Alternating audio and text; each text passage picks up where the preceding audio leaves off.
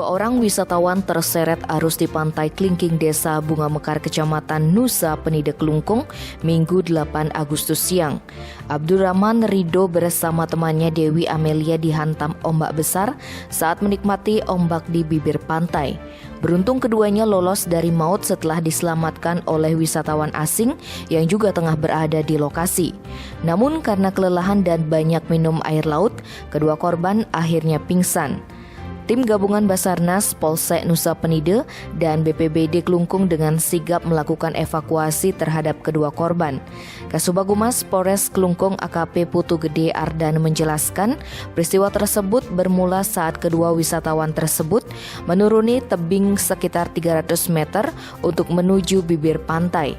Sampai di lokasi, Abdurrahman dan Dewi Amalia sempat bermain-main di pinggir pantai. Naas, ombak besar menghantam Dewi hingga mengakibatkan wanita asal Kebayoran, Jakarta Pusat itu tergulung hingga ke tengah laut. Abdurrahman pun mencoba menolong Devi ke tengah laut, namun akhirnya kelelahan dan pingsan. Tim Bali Express melaporkan.